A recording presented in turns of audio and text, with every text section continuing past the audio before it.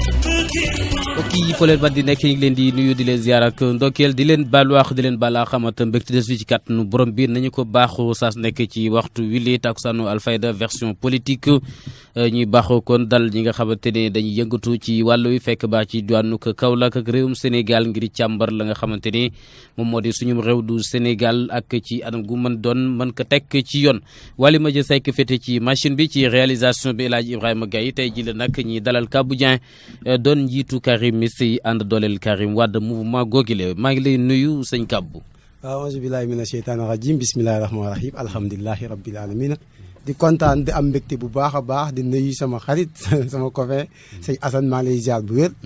am cawarte nag ngir aussi invitation bi di ziar bu baax Kaolack yëpp di nuyu suma adjoint Mohamed Diop Karimiste di nuyu tous les mouvements de soutien qui sont au niveau de Kaolack di nuyu le front di nuyu suñu secrétaire général monsieur Ousseynou Goumbala le parti démocratique sénégalais di nuyu bu baax a baax suñu papa Jokkel Gadiaga moo jiite le front ak le coordinateur du mouvement les amis de Karim monsieur Matar Ba di ziar ñëpp di jaajëfal ñëpp di nuyu Ibrahima Kanté monsieur Baba Diop góor gu ci ruq bi sëñ Xaadim Coobaan du ma jeexal di nuyu na waa Saloum di beral loxo waa Saloum bu baax a baax a baax dalee ko si Cubeen Waalo waa Saloum wala waa Kaolack waa Saloum bu baax a baax Assane man dama xam Saloum boo duggee Kër Madiabel pour man ngaan rek man je suis de ngaan laa juddoo yaroo fii Kaolack juddoo fi jàngee fi yaroo fi mais xam naa Saloum de doo kawoon town déedéet xam naa Saloum nuyu waa Cubeen Waalo nuyu waa Taïba Ñangeen nuyu waa Lamaram dugg waa Njaageen dem Kër Seydou Ba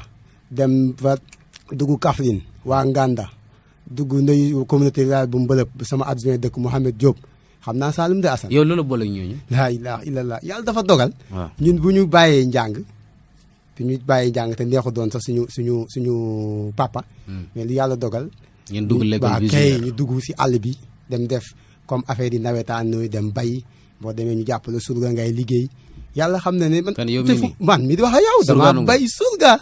dem ñu jàpp ma may bindaan may liggéey moo tax ñuy politicien man bokk maa ñoom damaa jaar foofu ma fa jógee nag mbindaan nga yow Kabou jaar naa fa man Kabou Dieng man maa la ko Karimiste li may wax nëbbu ma ko sama waa kër yëpp a ngi koy dégg et puis mu nekk fierté si man si laa jaar xam nag Assane Saloum Njaageen laa njëkkee 80 Njaageen waa Njaageen na ubbi leen antenne bi sama njaati gi tuddoon Mbay Jaag ba ma fa jógee ma dem Cubeen Waalo sama njaati gi tudd Ablaye Ndaw maa ngi koy remercier au passage ba ma fa jógee nag yeneen ñaari at yi ba tey biir Cubeen sama njaati gi tudd Mbay Koura ñu gën ko xam Mbay Koura Touré waaw yan jamono nga fa nawet lu ko dalee lu ko jàpp 97 dem ba presque 2000 97 2000 waaw 98 nag laa 96 laa njëkkee Njaageen moo fa bàyyee ma dem 98 benn dëkk laa ko defee muy Cubeen Waalo bokk ci man lool di nuyu sama njaatige bu jigéen soxna Astu yaa Astu defal ndànk bul da ngay bennal dégg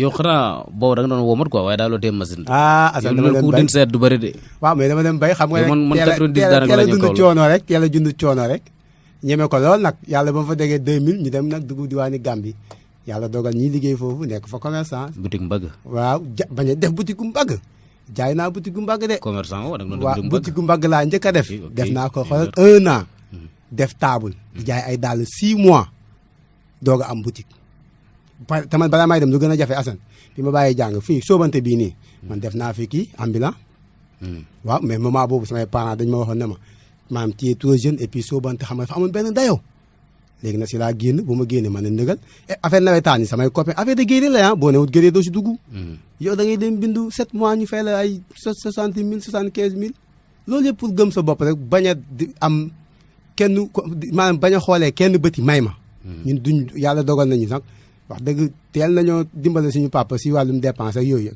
waaw teel nañ ko wàcce daal li affaire yooyu wax dëgg fi yàlla si dimbale suñu borom ci birig mbagg bi waaw ba ma déet ba nawet ba pare ba ma demee Gambie xam nga nawet dafa barke sama jaati gi bu mu mujjee fay 99 ñaanal ma et puis nga loo xamut xam nga danaa kulaa soose bay naa fa soble bay fa kaani bay fa pataas yow mi man mii Kabou Dieng Karimiste wóor na Seexul Xadim Kabou kay mooy jàngo yow loolu mënoo ko def ci diggante bi déet lu ma la wax kay dama koo xam xanaa sixième nga duggee déet problème mu jàng nag jàng nañ de. yàlla ma yoo xam nga ci dara. am na fu ñu yem en tout cas am nañ fu ñu yem. loolu nag c'est ma vie privée comme je fais de la politique je préfère le garder. en tout cas jàng nañ yàlla dogal nañ soli nañ ci tuuti dañuy làkk français dañuy làkk anglais dañuy làkk séeréer. bu ñu doon ci wàllu liggéey bi surtout quoi daan doole bi parce que dafa nekk loo xam te motivation la war a doon ci képp koo xam ne yaa ngi yëngatu ci politique rawatina ndaw. waaw li ma laaj tey dama si sawar. gis nga avant ñi def politique Assane. dañu war a fonk suñu bopp ut métier teel a liggéey. dama koy wax sama rakk yi ne leen gis nga yàlla xam na ne ku ci bàyyi jàng demal nga wuti métier man nag damay conseil ñëpp ñu dem jàngi. lu si jiitu alxuraan. ndax ñun jàng nañ alxuraan nag suñu papa moo njëkk a jël yóbbu ñu daara bu ñu wax si ngaan suñu papa góor gi jaxate. moo njëkk a jàngal daara. fa lañ tàmbalee avant ñu dugg école. bu ñu fa génnee dem si école bi bu ñu demee école bi jàng ba gis ne daal ñun peut-être moment yooyu sama papa dafa xawoon chargé. comprendre nga man ma gis ne njàng mi laaj na finance te samay mag ak samay rakk yëpp ñu ngi ci woon yàlla dogal man ma teel cee génn rëccu moo ko nag dem defi business. tey nag alhamdulilah ñu ngi sant yàlla bu baax a baax dimbal nañ ci ñu bëri macha allah. waaw sant yàlla je touche du bois mais alhamdulilah man damay faral di wax gars yi man du ma politicien. man je suis politique gars yi na ma lu tax nga wax loolu xam nga le mot politicien ak le mot politique c'est différent. Un politicien c'est quelqu'un qui cherche ses intérêts moom intérêt rek personnel. Un politique il cherche l'intérêt de son village de son quartier merci comprendre nga jaamu askan bi loo am bokk ko ak ñoom ñun loolu la ñuy def man dama ne nous les mouvements les nouveaux mouvements maanaam les mouvements karimistes même je peux dire mouvement jeunes yi doon ñu dañuy def une politique autrement defuñ ko comme ni ko nit ñi daan defee du ut xaalis ñun cherché wuñu xaalis defuñ ci benn business dañ ciy organiser suñu programme di ci def suñu xaalis la preuve en est que si weeru koor bi yow newoon nga teew mooy parce que invité nañ loon nga ñëw ñu ñoo dem def suñu koor tuddee ko woon Karim Meïssa Wade loolu lu ñu ci dépensé mot na 275 000 xam nga ñaata laa si jot 70 000 sama adjoint mu ngi may dégg Mouhamed Diop Karim ndimbal lu des yëpp maa ngi moom ñoo ko def ak suñu mouvement ñun yaakaaruñu xaalis si politique kii bi de politiciens yi de avant tout dañu am métier di ko exercer di ko liggéey nag teg ko ci diine liñ ci am bokk ko ak ñoom nous sommes pas des politiciens mais nous sommes des politiques ñun politique la ñuy def jaamu askan bi ba pare lu ñu am nag bokk ak suñu bokk avant tout Kaolack après Kaolack suñu fa ñu juddee yaroo fa mi ngaan alsaan asan xam nga benn affaire est-ce que xam nga ne yow tous les quartiers qui sont à Kaolack am nañu tali ngaan alsaan dong laa gis amul tali. ok léegi daañu dikk ci loolu xam naa ab lañ ci boobu bëgg yàbbi la kon baax na mais ADK moom ci lu mu nekk merci ADK mooy benn mouvement bu ñu créé en 2014 ADK mooy ànd dooleel Karim yàlla dogal man ma nekk coordinateur national ADK sori na am na Gambie ku ñu fa représenté mooy Cheikh Sy ban Gambie Gambia bi ADK mu nga fa yéen ADK du local ngeen naan booy tukkeeti Gambie ma jox la numéro ADK boo demee mu dalal la soo demee Cheikh Sy yéen la dalal ci sama tour ADK Gambie bul fàtte ne Gambie on a fait là-bas 13 ans donc foogoon maanaam Kaolack ADK yi yow la ak sa waa yi boo gisee ma ADK coordinateur national kon dépassé na Kaolack mu ngi Gambie mu ngi Kaffrine fii maa la ko wax comité rural Nganda suñu baay Abdoulaye Seck moo ñu fa nekkal boo bëggee ma jox la numéro am soo demee Gossas Modou Mbacke Sarr moo ñu fa nekkal laa ilaha illallah am nañ fa ADK de ADK dafa njëkk a judd ñu bëri na ba ñuy méngale damay tooñ sama baay Jokal Gadiaga sa naan ko yéen da nga ñëw war a fay parce que ADK xam nga Khalifa Sall am na ADK ànd doole Khalifa mais nag suñu bos moo jiitu ñun ADK bu ñu am ñu ngi ko créé en 2014 reçu yeeg yëpp mu ngeeg man di ci liggéey bu am solo ba pare le président Karim Meïssa Wade xam ñu reconnaître ñu partout programme ñu def lépp def tey sama ñëw bi may xa yow il est au courant balaa may ñëw kan Karim Wade xoolal defal ndànk gis nga je vous assure je touche du bois oui ma ba Kaolack oui ma waaw maa lay déglu Kabo waa Kaolack dañ lay déglu quoi nga wax ay Karim dégg na yu kenn xamul waxal ci ADK nga bañ wax yëgseegun ci Karim waxal ci ADK merci beaucoup comme moom la ñuy liggéeyal pour walla man boo ma waxee émission bu concernant la politique man bala may ñëw damay tàggoo bala may ñëw fii wallaahi Karim Wade xam na ne maa ngi ñëw fii tey jox naa ko seen fréquence bi na ko déglu si internet bi xaw ma ndax dana déglu du déglu mais xam na ne Kabou Dieng tey Alfayda bii mu ngi fi def émission heure bii nii ndax mu ngi koy déglu nag leeru ma waaye xam na ko de maa la koy wax lu leer maa ngi jokkoog moom bu yàggul kese si suñu boîte di WhatsApp wax dëgg mu ñuy félicité ne liggéey bu ñu def gis na ko. à travers les images à travers la presse lépp mu ngi koy déglu mu ngi koy gis mu ngi ñuy encouragé. moom moo la ko wax Karim Meïssa Wade. waaw di ñuy féliciter tous les mouvements de soutien qui sont au Sénégal et dans la diaspora. mais particulièrement le mouvement ADK comme ñun suñu tur moo taxoon ñu envoyé ko le message won ko benn activité bu ñu defoon mu kontaan si lool di ñuy féliciter nag bu baax a baax si liggéey bi nañu. dem leen si terrain bi ngeen mobiliser. man Karim Meïssa Wade dinaa ñëw Sénégal. dina ñëw te soo waxee ne gars du ñëw dina ñëw de te dina doon candidat loolu nag comme lu si biir rawuli bët dañuy déglu di xaar. léegi man li ma bëgg comprendre yéen Karim Wade wolof lay waxee yéen. Karim Wade il parle wolof il parle français. non ndax dana wax wolof yu leer ak yéen. waaw man de vraiment su may wax ak moom man kàbbu. man français lay wax ak moom. ok waaye gis naa sama copain. mu wax ak moom olof bu Mouhamed Diop nga laaj ko gis naa tam. benn WhatsApp bu mu envoyé di waxtaane waa ji dafa kontaan mënu koo muñ mu ñëw di ma ko jox ne ma mosul gëm na Karim Wade day wax olof.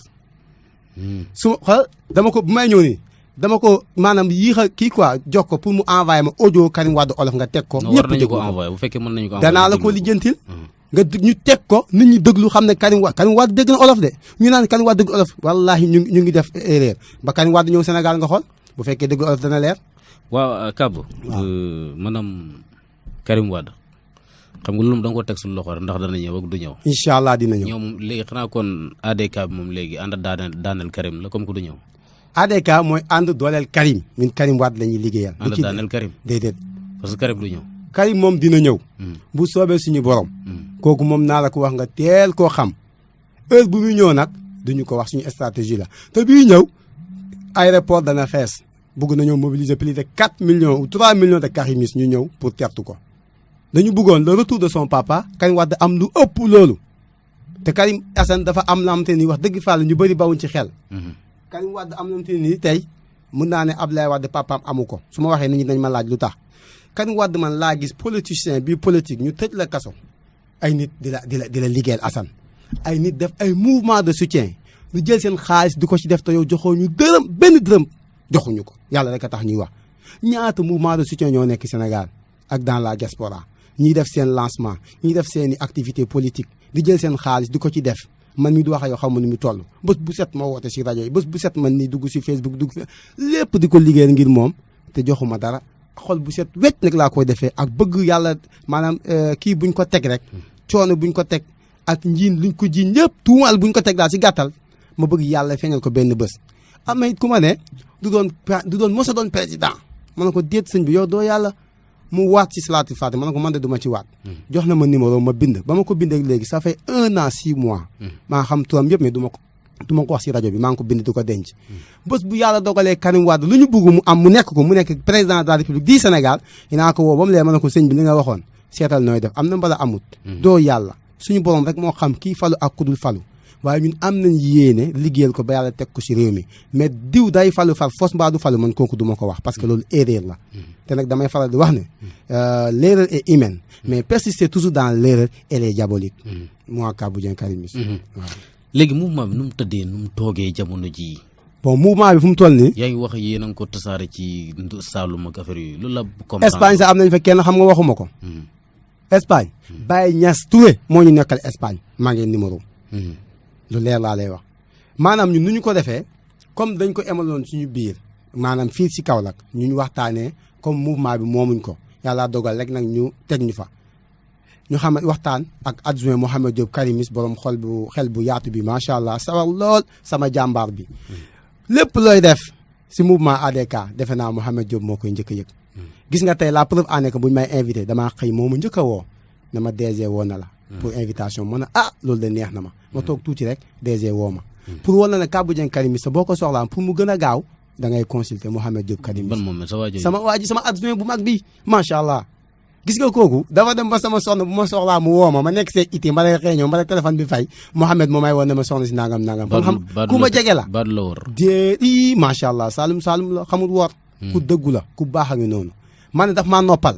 gis nga soo ne Kabou Dieng mën a déet coordinateur te nag dama koy bàyyi doo day wax du wax mukk Kabou Dieng yow xam nga si jox dara bés bu seen moo coordinateur rek lay wax bu yàggu barki démb damaa dajeeg sama nawle APR boobu noonu sama xarit la nag Abdoulaye Diop Kozer ñuy waxtaan xam nga lu ma njëkk a wax jàppal Mouhamed Diop sa waay la sa nit la li nga am Kabou boo ko amoon jël Abdoulaye Diop mu ngi may déglu ma ne ko mu ne ma wallaahi ku juba ngi noonu ku baax te fam la tegu fa kenn kon man damaa ne gàcce ngaalaama mouvement ADK bi te it ñu si liggéey bu am solo te nëbbu ma ko ci tous lépp leer numéro kilifa bu ma am jox naa ko ndax àdduna kenn xamul pour ëllëg su ma fi nee su ma fi newul moom dana mun a yeggali dem loolu mooy problème bi c'est-à-dire daa am ñu ne Assane dañ lay jiital maanaam nga jël yëpp aaki moo ko jël numéro yu baax yëpp denc doo jox kenn doo ko filtrer kenn loolu baaxut képp ku ma xam si parti démocratique sénégalais Mouhamed Diop xam ne la ñoo may woo sa nem sa waa ji moom macha allah ñëw ma fi bu defal ko émission spéciale mais dafa liggéey triché wul de Assane lu leer laa lay wax kilifa yi ñëpp dañ may naan jàppal Mouhamed Diop Karimis dafa sincère dafa dëggu fu mu lay tegu fa kenn. léegi ñëwal ci parti bi maanaam seen mouvement boobu. waaw naka la tëddee ci dëkk bi. mouvement ADK yéen a ngi liggéey wala yéen a ngi xumbal liggéey bu am solo. di def suñu yëngal activité politique di yëngal nag bu baax a baax. di te ñun ragaluñu nous sommes sur le terrain partout. rajo yi télé yi fu ne dañ fay dem émission boo ñu woo la preuve en est que tey bu ñu liggéey doon ba agsi fi doo ñu invité. dañoo liggéey prouvé ñëpp xam ko. te amul benn activité bu ñuy def fii si Kaolack laa wax te mouvement ADK yëgu ko man Kabou Mako je pèse bien mes mots amul kilifa buy jógee Ndakaaru dinañ la yëg xam fooy dal xam nooy ñëwee ak lu ñu waxtaanee yëpp saal ba sax sumal nëbbu ñu ñoo koy dem defar def lépp wax ma ñoo jël suñu xaalis fay de mais lu si ëpp dayoo lu bëri organisation yëpp ñun ñoo koy des. loolu ñu si gërëm waa parti démocratique sénégalais ñu si gërëm suñu mbokk mouvement na mu Kaolack am na plus de 15 mouvement de soutien yu fi nekk de. ku ñuy jàppale Karim. ñoom ñëpp Karim Wade la ñuy jàppale. ah bon waaw boo buggee ma lim seen tour de. ñoom ñëpp a ngi fi. mun naa si profité si occasion sax nga may ma rek ma jàll rek wax mouvement yooyu ndax ñoom ñu bañ a mer c'est-à-dire les amis de Karim ñu ngi fi Matar Ba moo ko jiite le président Matar Ba les wadistes mu ngi fi Badou Ndour moo ko jiite taxawu Karim mu ngi fi Modou Dieng sama xarit boobu ak Matar Gueye bu lay woo si rajo bi ca la bokk mooy adjoint MSEC Arona Ly moo ko yor ànd dekkal Pastef ak Karim Wade soxna Ndeye Mati Kassé moom moo ko yor ak Serigne Assane Niass mu ngi fii jege ba dee sama Serigne maa lay ziar de yaa ak Serigne Assane Mbacké moom macha allah maa leen di beral loxo bu baax a baax yaa ngi dégg Karim au palais mu ngi fi Ama Diakhoumpa moom moo koy diriger maanaam mouvement yi dañoo bëri ba am te ni nii sax ku ma tudd sax comme émission la te wax nga ma ñu xaw a di kii may bañ gars yi di ma xaw a mere di nuyu bu baax it bi may ñëw waa marché ko si mel ne Djibi Touré nekk atelier mu léegi àll bi nag yéen a ngi ci teew àll ba ñu ngi cay teew la preuve en est que semaine bii ñu génn waaw demoon nañ Nioro Assane duy fekk suñu doomu ndey Bamba Cissé ADK ba nekk Nioro communauté rurale commune bu Kaymoor Assane bi ma fa demee macha allah xamuñu def nañ activité nous sommes dans la commune de Kaolack mais Assane bu ma génnee keroog sincèrement parler dañu invité maanaam le missionnaire de Karim Meïssa Wade Saliou Dieng mu def délégation indi ñaari 4x4 jógee Dakar ñu préparé fii jël suñu oto ñu ñëw ñu def benn délégation dem benn convoi mais gis nga Assane t-shirt yi ñu amoon si yoon bi dañ koo maye balaa ñuy àgg t-shirt yëpp a jeex fu ñu tourné ak suñu oto yi ñu tafan Karim Wade ne affaire bi yéen la affaire mais gi bu ñu àggee lu ma si gën a surprise Assane ñun dañ fa doon dem ay 18 heures mais gars yi balaa ñu jógee Dakar parce que dañ nekkoon réunion permanence dañoo pare rek 2 heures rek xaw ma 3 heures taal seen oto yi ñëw yàlla dogal suñu am oto yi yu baax na Karim Wade moom ko ànd ak moom xam nga doo am li tardé macha allah kooku moom yàlla ko ko jox bu ñu ñëwee ñu dem dañ faa on est arrivé là-bas tardivement presque ay 19 heures man foogoon naa sa bu ñu demee dañuy fekk mbooloo mi Assane tas mais Saloum gàcce ngalaama waa Saloum ñoo gore Assane la ma fa fekk keroog si mbooloo wallaay la agim en toute sincérité rek nekk ko pour tuuti sama bopp mais monsieur Bamba Cissé dajale na ba pare mu tuddee ko ADK ànd suqali suñu gox ak Karim Meïssa Wade mbooloo mu ñu fa gis ñun yàgg nañu def ay kii suñu comment dire suñu invité suñu activité politique lépp mais mbooloo ma la Assane keroog moom ku gis rek nit mbaa nga gis mbooloo ne mbooloo wi nii mbooloo mi lu tax mu am dayoo ay kilifa diine dem ci see bokk ay imam maanaam ay kilifa ay paa nekkut mbooloo xale kese man loolu moom gën maa ngi fii photo yi sax kon ma wan la ko nga xool mbooloo mu takku yëpp taxaw si derrière suñu frère Bamba Cissé maa ngi koy nuyu au passage moom c'est un Saloum pur et dur mais il est à Dakar il travaille à Dakar mais gis nga keroog wax dëgg et puis ma fekk fa nag suñu benn papa sama Baye Mamou Touré maa lay ziar bu wér mu ngi dëkk Medina Sabax fa la jógee ñëw ci sa kay moo lañ defee keroog suñu kii bi ñu fekk fa suñu doyen Lamine Ba ak délégation bu jógee Nioro mais keroog Assane la ma fekk si mbooloo ba pop ëpp na dayo bu ma toogee ñu def présentation ba pare parole bu njëkk a joxe ñu ngi ko jox Kabou Dieng Karimis AD nekk le coordinateur national du mouvement ADK Kaolack xaw na maa bett ma pour war naa wax mais kii dem pour da ngay gunge rek man xaw ma woon si nañ ma jox parole ndax ma bett quoi mais bu ma jëlee parole seede bu baax liggéey Bamba Cissé bu mu jëlee parole mu ne lu tax ma jox Kabou Dieng Karimis mu njëkk a ubbi débat bi benn Kabou daf may dimbale si ay conseils ndax programme bi bu ma ko tàmbalee ba léegi lépp luñ ciy def donte ñëwut présence am physique mais léppam mu ngi ñëw mu ngi ma jox ay conseils yu baax ba pare ADK bu ma yor fii Kaolack moom la yor fële sa Nioro di ci liggéey maanaam wan nit ñi ne ñun soxoruñu ñun ñëpp benn lañu on est des frères et sœurs wax jàppale buñ ko ci jàppale yëpp ak yaatal buñ ko yaatal yëpp ak xajal buñ ko xajal ba fexe sax ba jël ko moom fexe ba su may wax yow nii tey waxuma ne maa tax mu xam Karim Wade mais am na leneen lu yokkaat ci moom ndax bu ma demee sa ndaje ba la ma fa gis man wax dëgg fa la jaaxal na ma dama jël image jël vidéo yi jël photo am envoyé ko wax ci lu baax nag yónnee ko le président Karim Meïssa Wade le lendemain la ko woo billahi wallahi Bamba Cissé moomu woo ne ma Kabou Dieng mu ne ma président Karim Wade woo na ma Bamba Cissé olof lay wax ma ne ko Bamba lu mu waxee France mu ree na ma déet Kabou yoo xam man yàlla daa dogal man ñun waa Saloum nañu jàng alxuraan rek ma ne ko mu ne ma président Karim olof la wax ak man ma ne ko ah mu ne ma waaw mu ne kontaan na lool ndax mbooloo mu gis macha allah félicité nañu waxut nag ne maanaam ñun amuñu mbooloo mais mbooloo Bamba Cissé ma jéggi na dayoo wax dëgg fa nekk ma pour defal ko promo mais dafa liggéey pour woon la ñun ñu ngi Saloum ñu ngi fépp te buñ fa jógee ñu ngi préparé suñu baay Mamou Touré sa Médina Sabax bu soobee suñu borom dañ ko bëgg a defal foofu moom tam benn meeting bu am doole fexe ba leader yi nekk Dakar yëpp ñëw ñu dem defal ko foofu pour ñu xam ne l'opposition sénégalaise le parti démocratique sénégalais il vit actuellement au cœur de Saloum ndax boo ne Nioro tudd Médina Sabax tudd Ngayeen Sabax tudd Cissé Kaymoor tudd commune de Kaymoor kon tudd nga Kaolack loolu nag mooy problème bi ñun ñu ngi liggéey di ko def nag ak suñu moyen bopp xaaruñu le président Karim Meïssa Wade ñoo ko buggal suñu bopp moo tax ñu jël suñu lépp di liggéey ak moom bu soobee suñu borom. wala loolu am na solo yéen kan mooy seen candidat. ñun suñu candidat amuñu plan B plan C jusqu'au YZ nous avons un seul plan c'est A Karim Meïssa Wade mooy suñu candidat damay faral di wax dans toutes les radios am dañ ma ci invité nga ne may la candidature de Karim Meïssa Wade ça passe ou ça casse.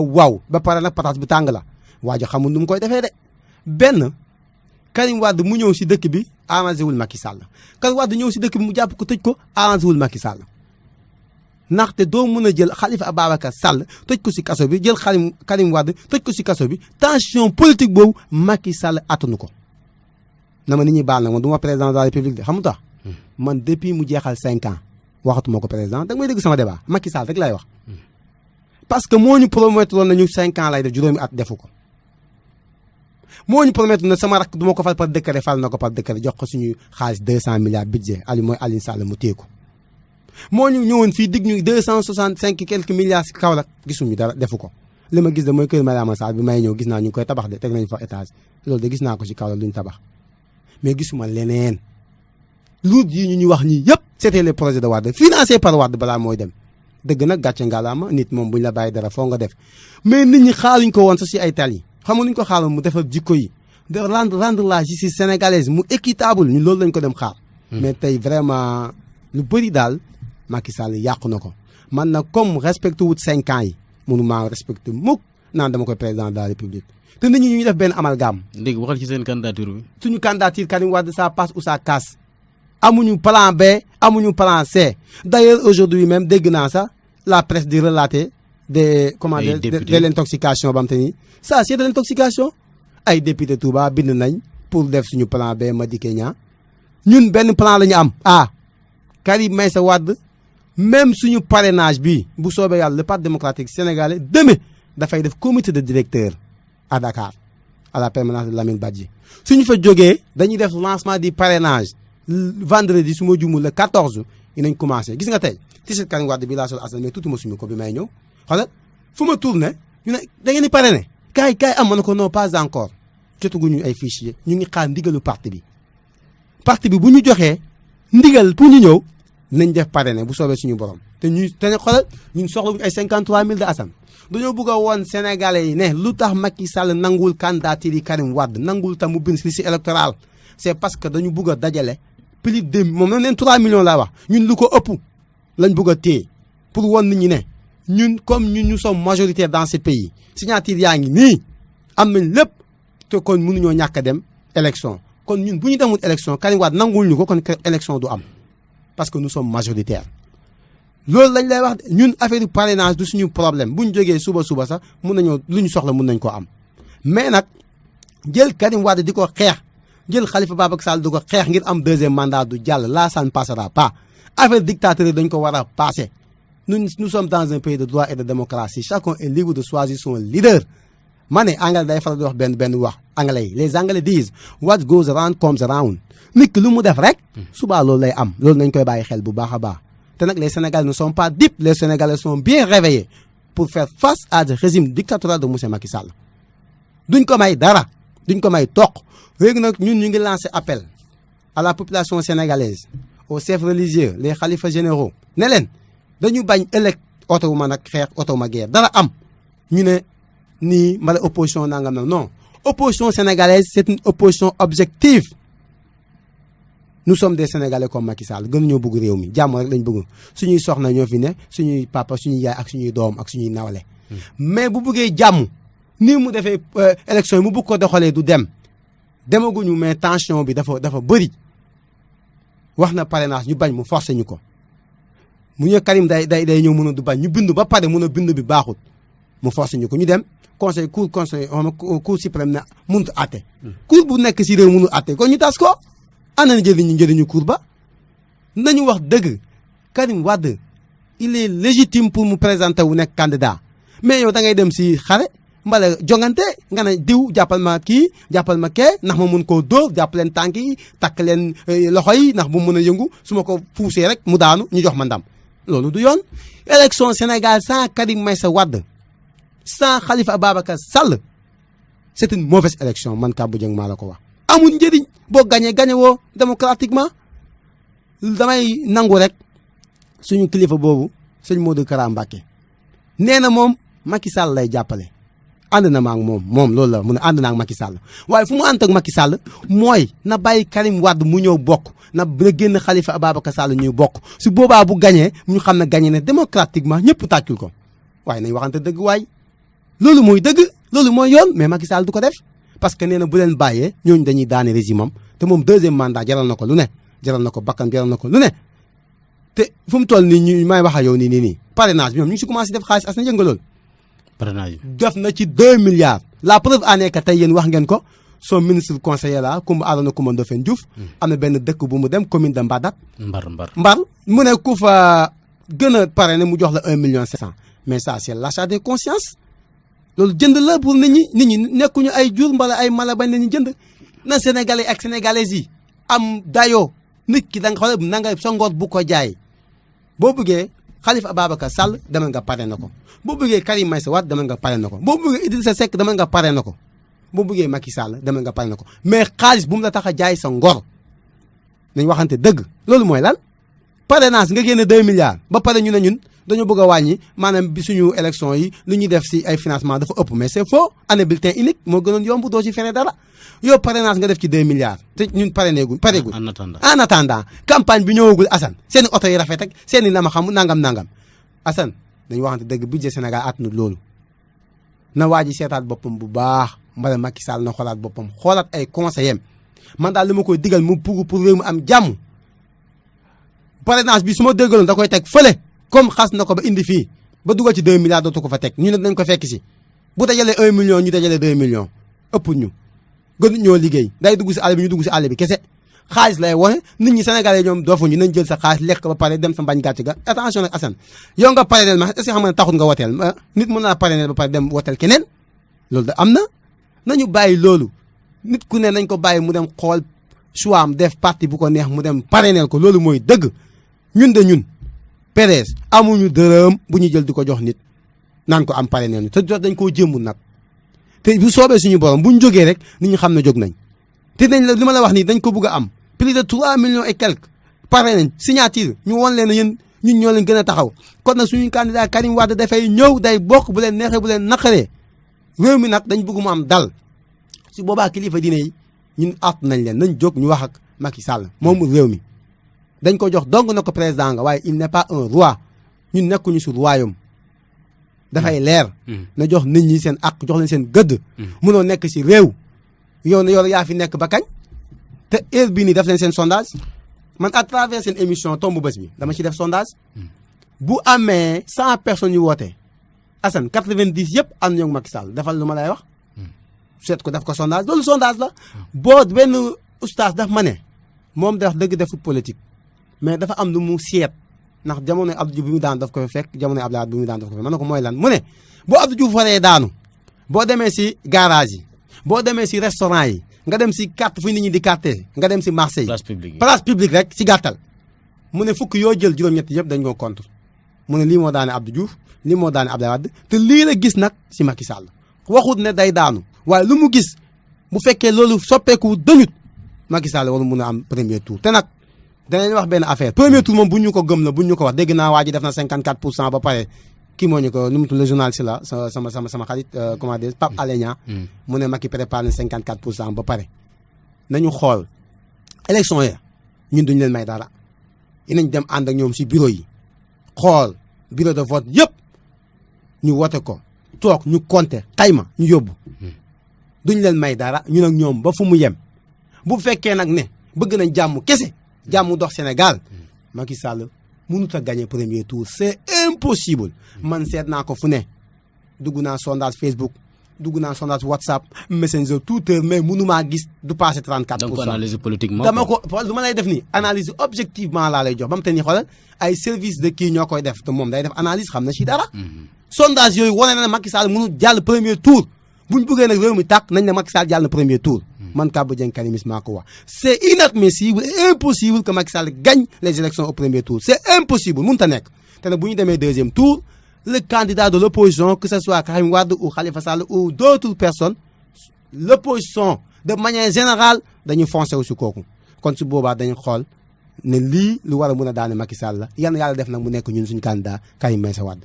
loolu mooy suñu suwee. ñu waxtaan wàllu ko parrainage bi mais yéen da ngeen dem ci parrainage mais jotul leen affiché yéen déjà boobu ab galgal la boo xamante ni fi mu toll nii gaañ bi yóbbu na leen. ardo non yéen kay pour raw ardo sax la leen yóbbu. non mooy li ma dem wax ci gannaaw dégg bi la leen yóbbu.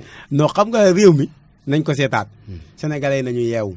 boo waxee ñu ne yéen politiciens yi nii politiciens yi non Assane. parce que Dembo Ndiaye dañoo def sitting c'est un mot en anglais. dañoo toog waxuñu marché de. dem toogu ñaxtu. pour wax ne sénégalais da ngeen damaa bëgg ngeen déglu bu baax li daf maa amal solo.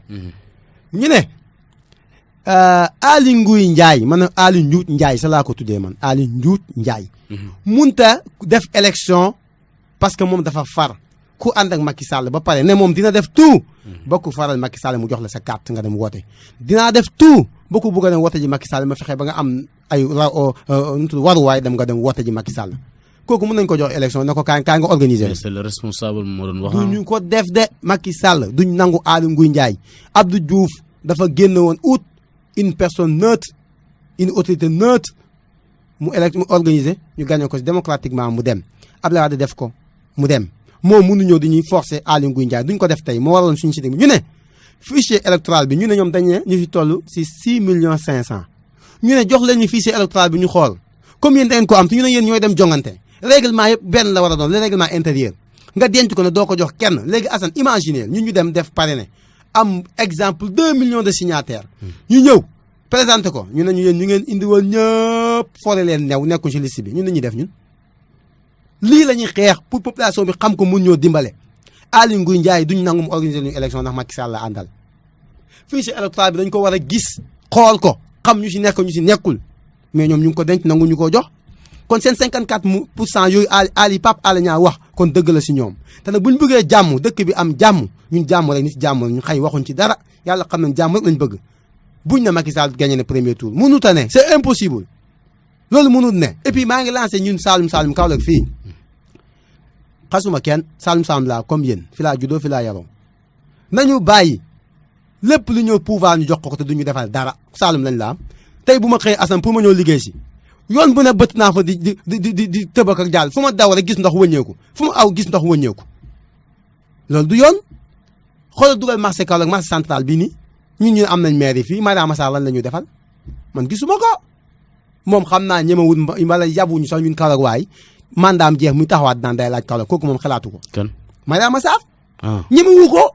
lan la ñu defal man foo mën a teg sa baaraam ne Mariama def na lii rek loolu laa bëgg a gis. tal lamp yi. yan lamp yam te ni boo koy taal président de la république mooy ñëw nga taal ko bu demee ñaari fan nga fay ko yan lamp defaluñu dara. balewuñ dëkk bi.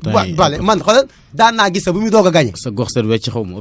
wop ngaan alsaan ba ma dëkk laa gis quartier yi nekk Kaolack yëpp am nañ tali ñun amuñu tali. te xoolal ñun ñaari voie rek boo ko defaree lu dalee occas wàcc ko Soxna Xadi Baara boo ñu ko defee tali dafay ñëw. déet yéen tali bi jar xaaxul. xaaxul déedéet dafa del xaaxul dem occas bi continuer dem yoonu Touba. gis nga boo demee ngaan seer tali boobu noonu boo ko defaree jamono Abdou Diouf defoon nañ ko rang-rang léegi sa gisatuma xeete seey nañ suñu hôpital bi mooy poste de santé bi boo ko defee tali yow gis nga boo fa ñëwee rek jeex na ngaane ngi noonu ñu am tali comme ñëpp ba pare nag bu ñu ñëwee di jël parti au pouvoir di ko fal te defaluñu dara nañu bàyyi xaalis yi ñuy jox amuluñ benn njëriñ réew moo dem naan bourse familiale tubaab bi dañ ko soxla. bourse familiale amul solo baaxul. ñetti weer juróomi junne. diviser ko nga xool lu mu lay jox ñetti weer di juróomi junne. nañ jël bourse familiale yi yokkal ko étudiants yi ñu mën a jot seen bourse à temps waaye di def bourse familiale ñetti weer bu ne. boo waxee sama mbokk Samsam ñu ne non man si Macky laa commencé fayoo ko waaye sëñ bi déet waaye juróomi junne ñetti weer loolu doy na waar de. ba pare loolu doy yokku ndóol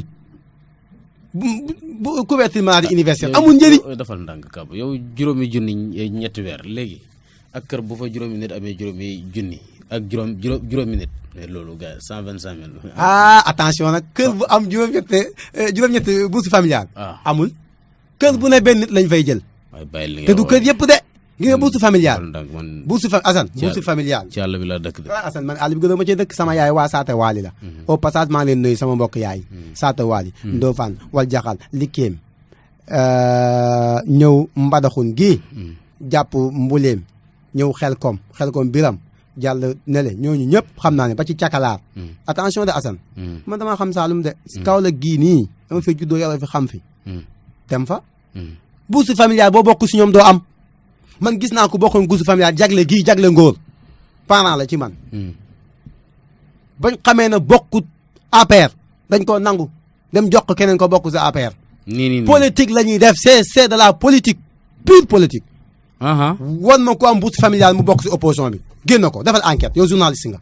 doo ko gis mukk bourse familiale seen i mbokk seen xarit lañ koy jox mais duñ ko jox benn opposant xalaatuñ ko sax ba pare seen signature yi nga foog parrainage pour lan la bourse familiale la ñuy jël ak couverture maladie universelle naan am nañ 3 millions ñoom dañoo yab sax Macky Sall buñ demee en examen maanaam moom admis d'office. moom parrainage bi moom concerné wu ko. te joxe ko épreuve. merci beaucoup moom dafa doon toog fële. ne yéen dem ngeen uti ay parrainé moom mayax mu naan damay. dajale 3 millions kan Macky toog fële taxaw di la xool. waru doon def parrainage mbala bi moom bokkul c'est un candidat admis ñun nañu bàyyi ñun ñu dem defi parrainé moom jàll na moom président kii la sortant. kooku dafay bokk jàngal bu baax li ma la wax. ok moom parrainage bi. waru ci doonaa bokk ba pare parrainage man nu ma ko jàngatee sama benn mbokk Saalum moo ma ko oo benn rajo bu ma ne woon dëkk lan ménge xam nga lu mu wax mooy Assane ma ne pini naa la nga ne topp naa la nga ne ma kàbb fu ñu dem ma ne sama néeg boo amee fayda doo ma topp de boo ma toppee si néeg bi gis loolu naqari. dinañ def loolu mooy parrainage amul benn njëriñ kii àtte conseil constitutionnel ku fa ne Assane soyons sérieux 3 mois de campagne parrainage boo defee erreur ñu ne 3 jours lañ la may maximum 3 mois ñu ne 3 jours. gars yi nañ da am ñu bugg a faagaagal. loolu kese la am yenn candidat yi tamit fa lañ leen di xaar opposition bi nag ñëpp war a am fulaak fayda def ni parti démocratique ne demuñu parrainage mu jaral ñu xoolal élection bañ am Sénégal waaye duñ ko def kenn ku ne da ngay jéem a kii sa bopp. la ca biir la ca kanam raw li bët ñun parti démocratique sénégalais bu ñu neexee ñu ñëg ba ñetti fan ñu dem def parrainage dañuy am ñun parrainage tënkuñu dañ ko daan def rek. milliards yi génn nag. ñoom ñoo ko joxe ñoom waa nguur gi. comme ñoom ñoo ne si échelle bi ñoom ñoo joxe xaalis kay. au lieu ñu jël xaalis boobu def ko si askan bi mbënd maa ngi nii ñëpp a ngi jooy kër yi bëri dem nañ si école yi. problème là y a un problème de Assane école léegi mu ñu ubbi te ndox mii may gis bu bawul nit ñu fañ la ñuy dellu ñu ne école dafa war a ubbi mois d'octobre nit ñu fu ñuy del amuñu fenn fu ñuy dem xanaa si jumaa yi la ñuy dem. dans 20 jours. amu ngoog léegi ñu jël ay 2 milliards di ko def si parrainage. respecté wuñ réew mi seeni li xoolal seeni bopp lañ nekk ñoom seen bopp. luñ fexe ba faluwaat kese la ñuy def. ok yéen kab lu leen boole Jokal Gadiaga. alhamdulilah laaj nga ma question bu ma neex. Jokal Gadiaga c'est lui le coordinateur national du front national de national de résistance. régional. le coordinateur. régional ok. régional laa lay wax. merci c'est le coordinateur régional. merci beaucoup. waaw ba tey merci ñoom naa ngi jub jërëjëf comme ni nga koy waxee rek. waaw le coordinateur régional. de la région de Kaolack. leer na. waaw. Jokal Gadiaga falul boppam. coordinateur la falul boppam laa bu ñu koy fal. il était en tournée avec le parti socialiste des valeurs à Nioro. ñun ñoo def suñuy réunion pendant 3 reprises. Et il y avait toute l'opposition, tous les partis de l'opposition étaient là-bas. À l'unanimité la ñu ko. ci wolof. waaw merci. ñun ñoo ko fal. ànd def mbooloo. na ko yow lañ fal bu ñu koy fal dafa ñëw sax réunion bi di war a daanaka jeex.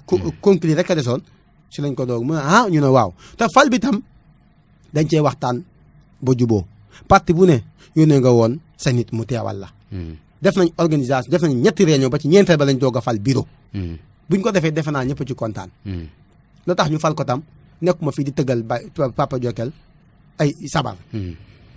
dafa nekkamte ni dafa fidèle. nekk socialiste bu ñëpp xam. nekk un politicien hors pair di défendre intérêt Kaolack.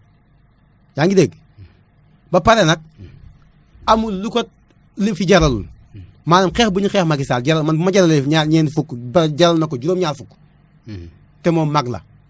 ñun xale yi ñoo ko waroon gën a mën a nu mu tudd dàq xeex mais ba tey mu ngi ci bawul nekk na wax dëgg fa la ku jullite baax lool ba pare nag am mbooloo nañu waxante dëgg rek. am na mbooloo waaw.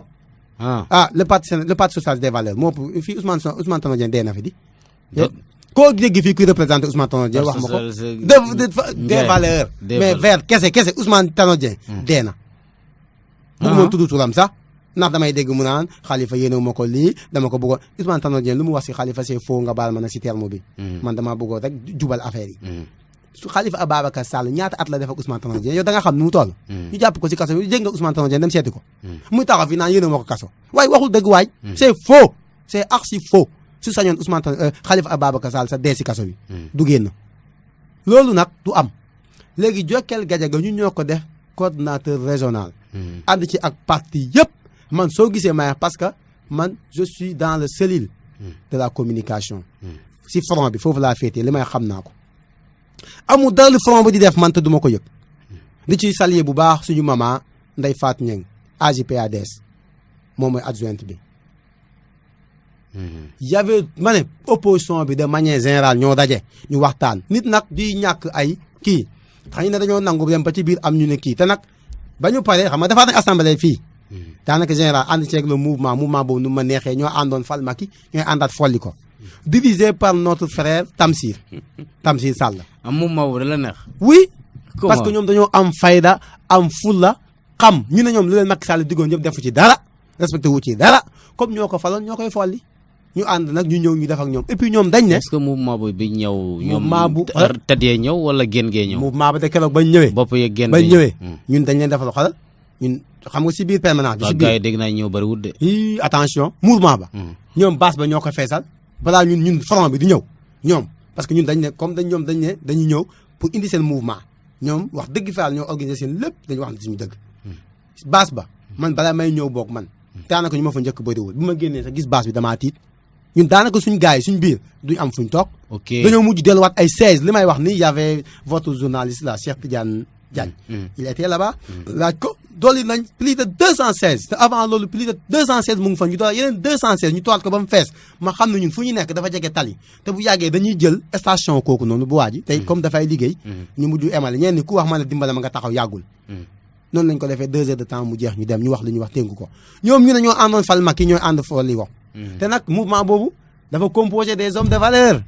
ay professeurs ñu ngi ci ay commerçants ay entrepreneurs mouvement boobu dafa taxaw de. ñun sexaluñ leen lem. seen coordonnateur mu ngi may déglu monsieur Tamsir Sall bu ma dee li ma wax du noonu mu wax ma. ñoo falal Macky ñoo koy folli. dëgg la lam leen diggoon ñoom dañoo am fayda ma bëgg nag Kaolack waa yëpp mel ni ñoom sama mbokk Saalum yi ma ne dañ leen di nax kese. bu dee Macky Sall dong gerte gaa ngi nii am na ay bon ba tey léegi nawet jeexaat nii fayu ko. maa ngi déglu seen rajo bi fii laa ko déggee benn waaye woote Saalum ne bon ba tey mu ngi ko téye fayuñ ko. soo waxee ñu naan fay nañ gerte gi deful dara.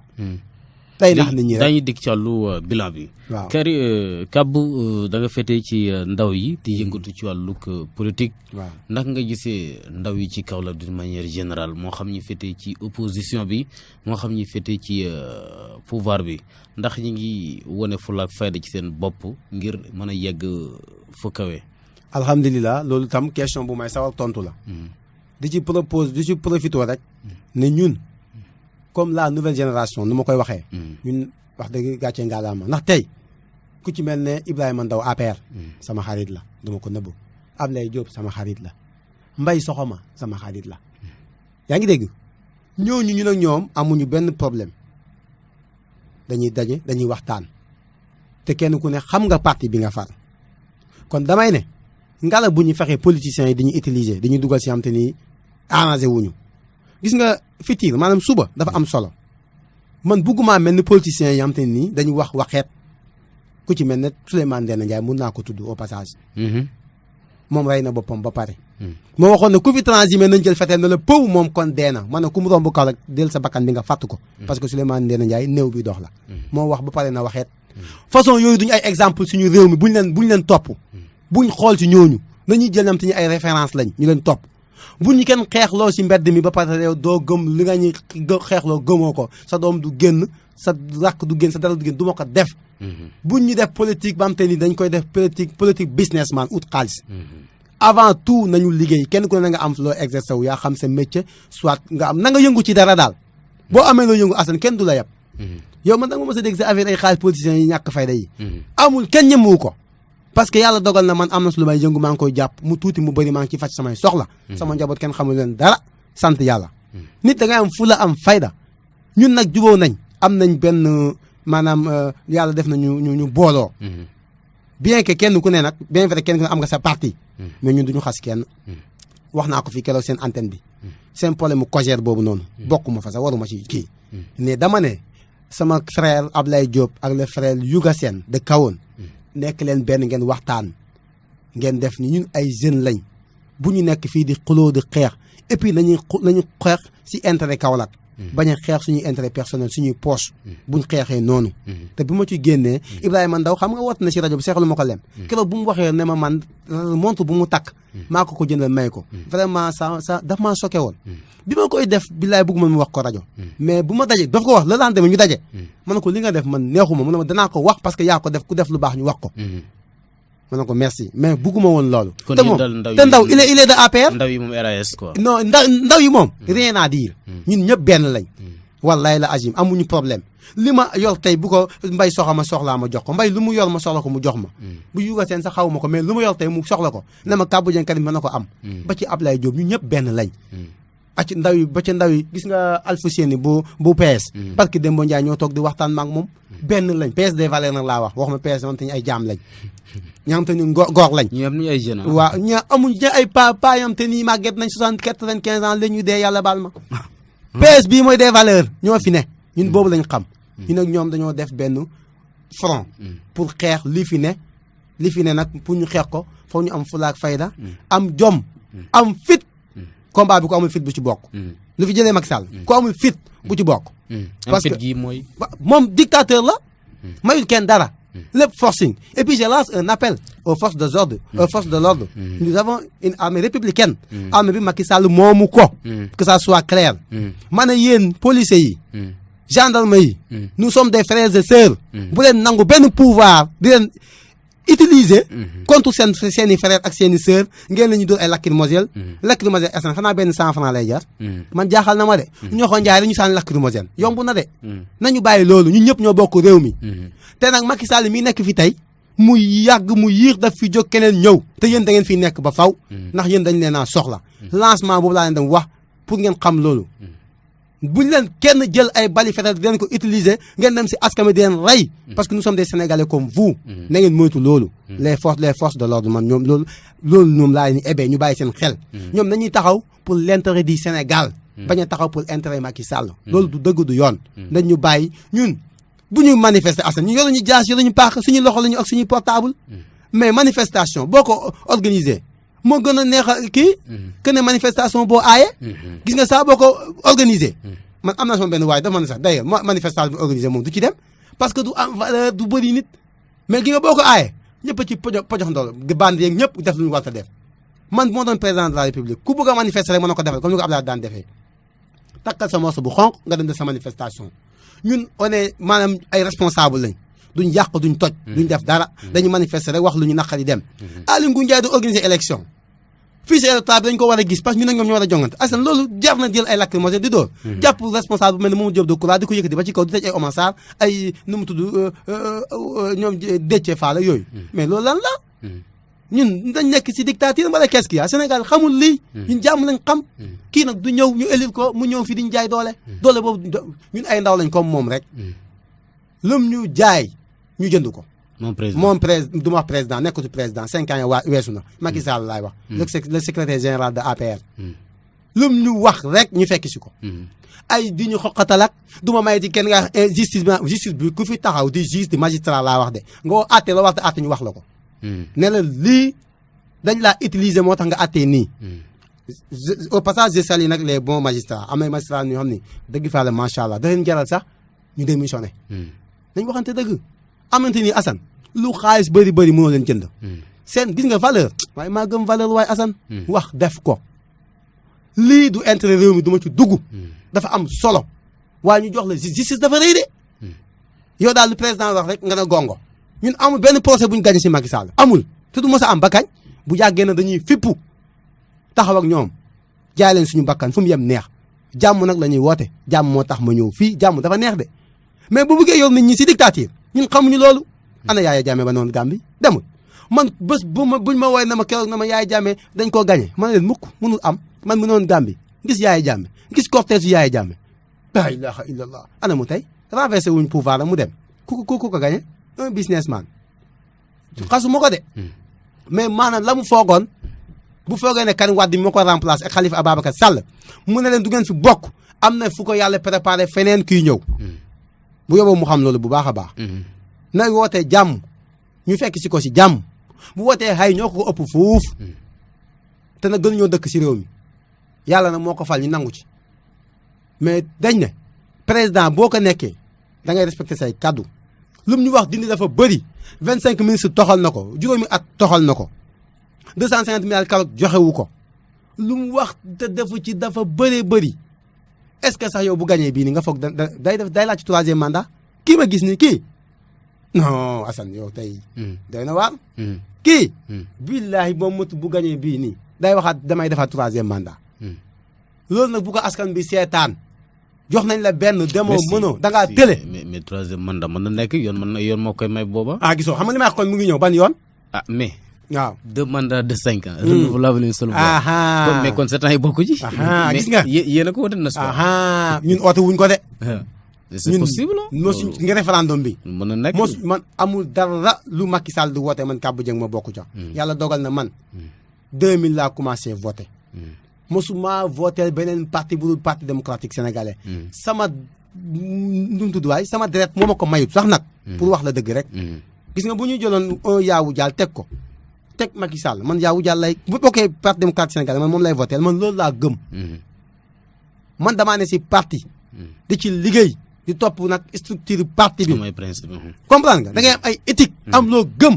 xaalis yóbbuwuma fenn xam naa li ñu desee bëriwul kàbb réew mi ngi dox quand même ban réew ma dox Kaolack gi nga xamante ni régime bi fi nekk wax fa dëgg yàlla macha allah fal na ay doomu Saloum ay directeurs généraux ay PCA ministre député vraiment kon Kaolack mu ngi dox xanaa ñoom seen côté la dox ak seen i njaboot waaw Kaolack mu ngi dox kay boo demee marché central ndox maa ngi fa salte baa ngi fa dara dañu fa kon Kaolack mu ngi dox loolu moo doxal Kaolack yow ñun ministre de la fonction publique kan la du Mariama Sarr ñu ne waaw na gis nga ku ma sa dox na la Mariama Sarr moom utal liggéey fii ci dëkk bi waaw maa dugal na ma fonction publique du am doo ko dégg da nga cee bokkul du am kon merci xam nga foofu lay waxee dama cee bokkul parce que man du ma APR. ma foog na kay boo yor le ministre de la fonction publique. waaw mais da ngaa war a kay.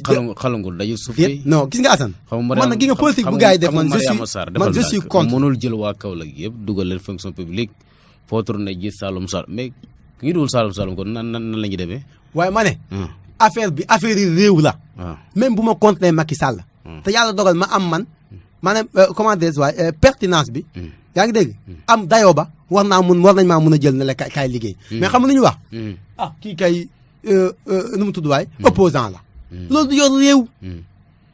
nañu jël li xool. les valeurs ndax Kaolack mi ngi dox. Kaolack dara doxul. man gisuma lu dox Kaolack suñu port baa ngi nii bu ñu ko wax woon mu dox Kaolack da leen moo fi dox mooy Jakarta ku sa njàng yàqu nga dem Jakarta ku sa liggéey taxaw nga dem Jakarta ana usine yi fii dara amu fi te Kaolack moo gën a wow te pourtant ñu ñoo nekkoon deuxième boo na Dakar Kaolack ngay wax mais léegi boo na Dakar Thiès ngay wax Touba Mbour. boo na Dakar Touba ngay wax de def Thiès def Mbour ana Kaolack moom. ñun léegi lépp dara tous nii dañuy utiliser dong dara na nit ñi am nag mu ngi tudd waay esprit tranquille ba pare am fulla ak fayda. bu leen nit ñi utiliser mais dégg naa ministre bi tey xaw ma dégg nga ko ministre Diène Farba Sarr. nee na mbënd mi ran lay yem quoi. moom daaw ñu waxoon ne daaw dama koo dégg daaw. mu ne 40 milliards dama ne waaw. 40 milliards pour Kaolack xanaa kii moom dafa kii nu mu tudd waay xool li ma xaa ñu xamuñu xaalis. ñun su xaalis dañuy dox de. 40 milliards pour Kaolack kese xanaa daa bëgg wax Sénégal gisuñu dara. nee na ren mu ne mbënd mi ren lay yem. wax na ko tey nee na alhamdulilah. yow monsieur le ministre Diène Farba Sarr. maa ngi lay ñaanal sa suwee boobu yal na ko yàlla def. mais nag yal na fi yàlla bàyyi comme ren nga wax bañ fekkee déwén Assane yaa ngi fi yal nañ ko fekkee jàmm nga owaat ma fii ñu xool ndax lum na xaaxun dana fa em ñu xool bu fa emee ma taxaw man am courage ne vraiment félicitation. waaye nag yàlla bu mu leen fi fekk sax. yal na fekk ñu def élection ravage leen ñu dem seen yoon ndax ñoom ay yàqkat lañ nañ leen fexe rek maa ngi koo nekk benn jële fi lii kii suñ ko jëlewul fii Sénégal guñ dem duñ ko xam de lu leer laa lay wax doole crasse yi lay jaay lu ma neex moo fiy dox diw daf ma yàqal dama koy tëj PSE mooy plan Sénégal emprisonnement man noonu laa ko jàngee mbaa nga ne plan Sénégal endettement man noonu laa ko jàngalee de yoonu yokkute mooy yoonu yàqute lan la fi def man de gisuma Kaolack lu mu bénéfice si régime bu Macky Sall man de gisuma ko boo ko gisee tegal sa baaraam ne ma lii nii Macky Sall moo ko fi def man gisuma ko. te bay li nga wax dëgg boo ko gisee wax ma marché baa ngi nii ne caw demal heure bi nañ ànd buñ pare. talibi nag taliban la. bi romb kër Mari Jaf. Assane yaa ngi bay ne taal loo waaj. tali bu romb kër Mariama Sarr ci laa ko gis wax dëgg yàlla. tali boo gis nga buñ ko defee dañ def erreur ña dëkk ci kër yooyu yëpp ñu ngay génn ndox ma fa la jaar daan aw dem mënatul dem. tali ba parewul kenn xamul lañ leen defar xamuñu tali lañ defar xamuñ lan lañ defar dem fa nga gis ko yàqal na ñu dëkkoon foofu yëpp te boobu defuñ fa tali bi te nag waxoon nañ leen ko de ñu dëgër bopp bu ko def kii rek woon nit ñi ne Kaolack ñu ngi fi def dara moo tax ñu jël tali boobu noonu def ko fa tali bi indi na fa léegi mbënd mi ndox mi dugg si këri jàmbur mënul dem fa nga def sa reportage nga xool. mais dëkk bi ñu ngi koy defar parce que gis nga jëlee suuf yi gis nga mbeddu kër Maalum bi noonu. gis nga mbeddu kër Maalum boobu. gis nga jëlee suuf soo fa la daan aw dem mu dem teg fa xaw ma ñaata tonne suuf. non dañuy defar dëkk bi nit ñi dañoo inondé. dañuy defar dëkk bi ñi ngi defar tali ba. ban tali. tali boobu. fa laa jaar de defaruñ ko de. tali ba yeggul tali lan bon la fa nekkoon. tali bi tàmbali occas jàpp jaar kër Maalum. waa pop demul. dañ fa jàll suuf. ak projet Promoville bi. liggéeyuñ fa dara man maa la ko wax demal nga xool fu mu toll nii ndox maa ngay baaje baji ni oto yi sax dañ koy teggi. nee la ñu aw xam nga ban tali lañu jël fu mu toll nii. xam nga xaaxul moom dafa def maanaam dafa mbënd maa ngi fa oto du fa aw. xaaxul nuñ def. dañoo génn. ok kër yàlla man bu ma fa jaaree tey wóor na yàlla si taxi lu leer laa lay wax. c'est vrai côté nga dëgg. waaye yow dama ne fii. neexu ba neexu mais at bu jot mu mel nii nañuy def benn politique ba am te ni c'est saine politique ba am te ni c'est responsable maanaam ñu wax dara jëfee ko fexe affaire u xaaxum jeex ñu bañ koo def dóoreekaay. xaaxum man dóoreekaay laa ko jàppee ngir yàlla yoon tamit nañu dimbale. defar Kaolack mu jeex benn yoon. inondation bi jeex. 2 milliards ñu dugal si parrainage nañ jël dugal ko si xaaxul mu jeex. looy tàggatoo. li may tàggatoo mooy rafetlu émission bi. kontaan lool. di jaajëfal ñëpp bu fekkee ne damaa def erreur maa ngi jégal na doomu aadama matul. bëggoon naa émission bi sax gën a ëpp nii mais comme heure bi fii la toll et puis di leen jaajëfal di wax ne rajo Alfayda wax dëgg fa la mu ngi émale ñun liggéey bii la ñuy xaar si yéen te yéen a ngi koy def yéen a ngi invité ñëpp di wane ne ñun si dëkk bi fii lañ bokk di def politique ngeen ay ndaw am nañu gëm ngeen invité ñu ñëw wax suñu soxla ñuy gërëm ñëpp di sant ñëpp. ku ma tudd ku ma tuddul yëpp sama xel mu ngi si yow. Kabou Dieng Karimis moo fi ñëwoon. merci beaucoup Kabou Dieng Karimis la woon Serigne Gueye ci machine bi Assane Top ci sottandiku kàddu gi mbokk yi ci teewlu bi jàmm ju ñu xëy yendoo ko yàlla nañu ko fanaanoo.